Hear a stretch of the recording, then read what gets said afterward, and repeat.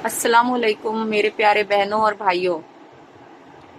मुझे आपसे एक टॉपिक डिस्कस करना था कि अल्लाह हिदायत किसे देते हैं, अल्लाह अपने करीब किसको करते हैं।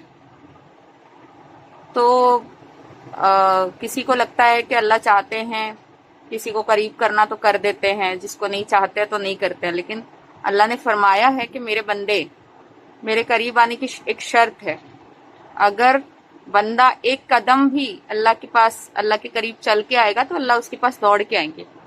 ये तो हुजूर सल्लल्लाहु अलैहि वसल्लम की जुबान से हदीसों से साबित है।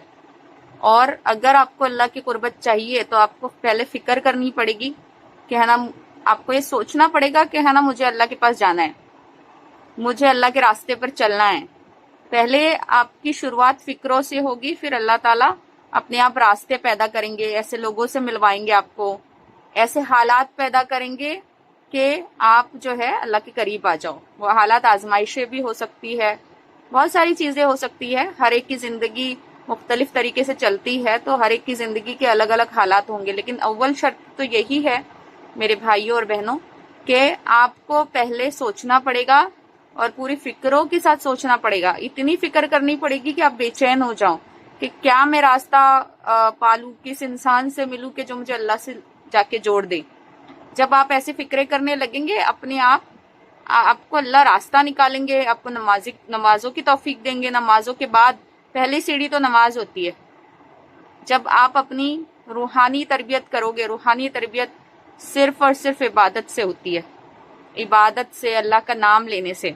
अगर आप ये बोलो कि अल्लाह ने पहले, अल्लाह तो अपनी इबादतें जो है, अल्लाह के नजदीक झुकना जो है, सजदे हैं, वो माफ कर देंगे अल्लाह, मगर इंसानों के साथ सुलूक जो है, हुकूकुल इबाद माफ नहीं करेंगे अल्लाह।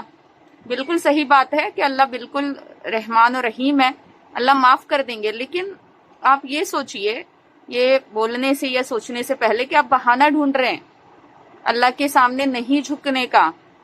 आप ये बताइए कि अल्लाह को नहीं मानने वाले क्या ऐसे नहीं है जो अल्लाह की मखलूक के साथ अच्छा सुलूक करते हैं? आपसे भी बहुत अच्छा सुलूक करते हैं, आपसे भी बहुत अच्छे हैं। लेकिन आप ये बताइए कि जो बुनियाद है वो क्या है, सही रास्ते की बुनियाद क्या है? पहले रास्ता तो चुनना पड़ेगा ना आपको। पहले ये तो तय करना पड़ेगा ना कि आप किसकी रजा के लिए कर रहे हैं, और जिसकी रजा के लिए कर रहे हैं उसकी इबादत नहीं करेंगे आप, उसके सामने नहीं झुकेंगे। जो आपको खाना दे रहा है, पानी दे रहा है, जिसने आपको पैदा किया है, जो आपका खालिक है, जो आपका रब है, जो हर मुसीबत से आपको निकालता है, हर तरह से आपकी मदद करता है, ये देखे बगैर कि आप कैसे हो, आप उसके सामने झुकोगे नहीं। मतलब इसका क्या हुआ, एक मामूली इंसान भी अगर आपकी मदद करता है तो आप उसके शुक्रगुजार बनते हो। लेकिन दुनिया का मालिक, आपका खालिक, आपकी इतनी मदद कर रहा है, इतना रहीम है आपके ऊपर कि आप गुनाह पे गुनाह किए जा रहे हो, आप कुछ नहीं कर रहे हो, उसकी नाफरमानी ही कर रहे हो, फिर भी आप पर मेहरबान है, आपको पानी दे रहा है, आपको खाना दे रहा है, आपको सांस लेने के लिए हवा दे रहा है, तो आप उसके सामने नहीं झुकोगे। अगर आप उसके साथ बेईमानी करते हो तो फिर आप किसके साथ वफादार होंगे, बताइए मुझे।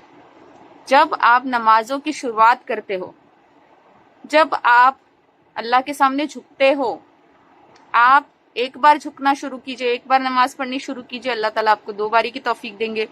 आप 2 बार कीजिए, फिर 3 बारी की तौफीक होगी, फिर 4 बारी की तौफीक होगी, फिर 5 बारी की तौफीक होगी, यहाँ तक कि रूहानियत हो जाएगी, आपका दिल इतना साफ हो जाएगा इंशाल्लाह कि आपको अल्लाह तहज्जुद की तौफीक दे देंगे, आपको नेक कामों की तौफीक दे देंगे। मैं आपको बता रही हूँ, ये बहलावे में, ये शैतान के बहकावे में मत रहिए कि नमाज, रोजा, इबादतें जो हैं वो बाद में हैं और पहले मखलूक के साथ, अल्लाह की मखलूक के साथ अच्छा सुलूक है। आप अल्लाह की मखलूक के साथ अच्छा सुलूक तभी कर पाओगे जब आप अच्छे बनोगे। आप अच्छे नहीं तो आप सुलूक भी नहीं अच्छा कर सकते। पहले अपने आप को सही कीजिए और फिर दूसरों की मदद कीजिए।